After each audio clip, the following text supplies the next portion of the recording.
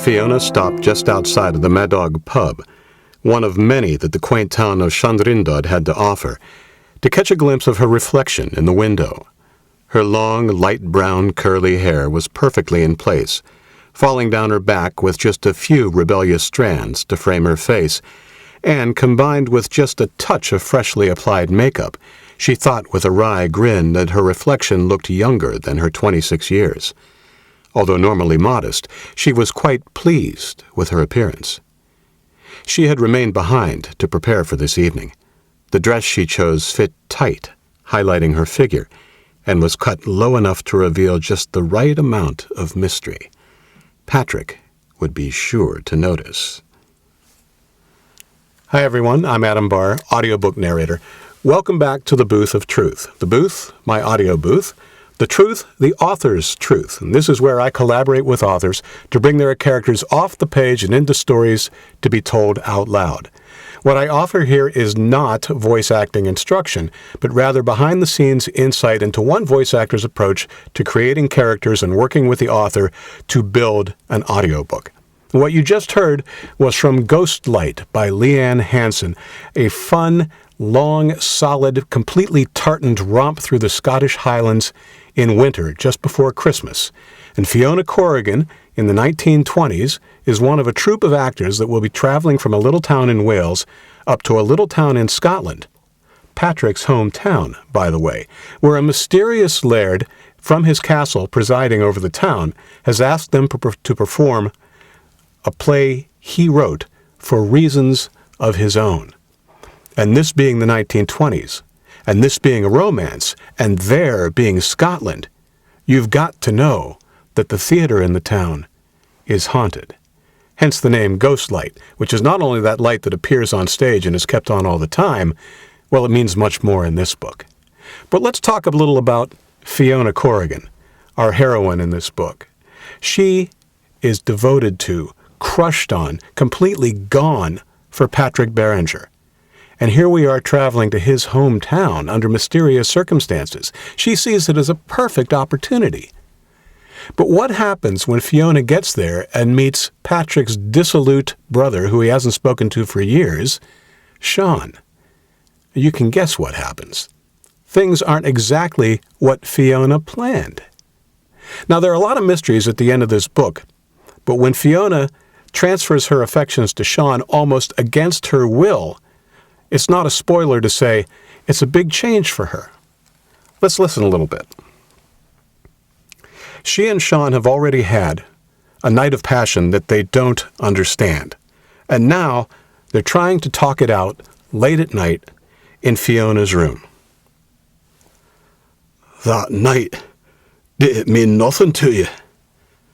More than you can ever know, she admitted. It means that I doubt I can ever lie with another man and not think of you.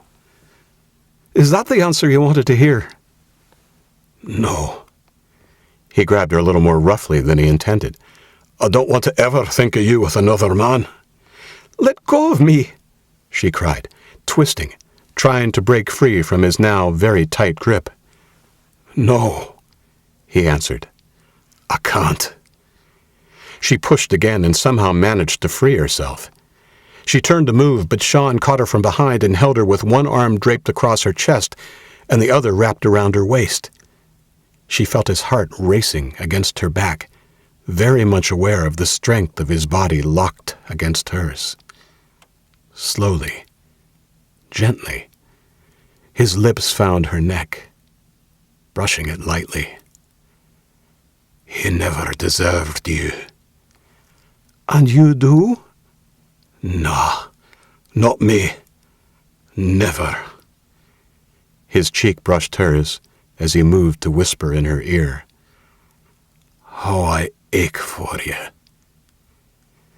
Fiona leaned back in his arms, touched by what he said, but she was unable to think clearly beyond that. It was as if her mind had drifted to blissful static.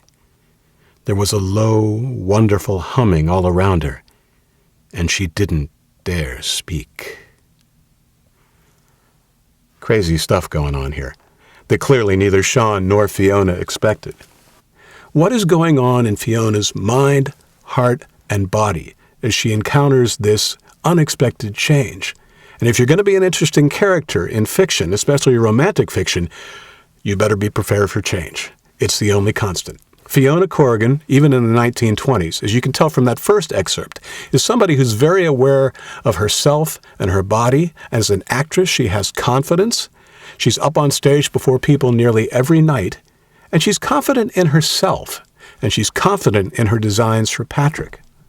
When, on the train ride up and in the doings in the town in Scotland, she finds that Sean is really what she wants, she has to confront a change that she was the last to find out about. Now, what kind of turmoil do you think this brings up? Perhaps you know somebody who's been through this. Perhaps it's you. Everything is confused. She can't think clearly. She can certainly feel, and she's feeling all kinds of things. The heat, Patrick's heart racing against her back, his strength, his commitment, his own self-denial that he doesn't deserve her, but he can't keep away from her. What's she going to do with all this? As an actor, the key part is to, I think, pull inside and see how turmoil would feel, and let your head maybe spin a little bit, and you get an idea what Fiona is trying to deal with. You can't even quite see straight, because the future is only a second or two ahead, because of this massive change in what you thought was your settled world. That's what makes playing characters like Fiona fun, and any good protagonist is going to change throughout the book, and that's really the heart of the challenge for the actor. It's a blast. The book is Ghostlight. It's available on Audible, Amazon, and iTunes, with engaging, poppy, and sometimes just plain funny writing by LeeAnne Hansen. A great 12-hour romance. Don't miss it. I'm Adam Barr. This has been the Booth of Truth. Thanks for listening.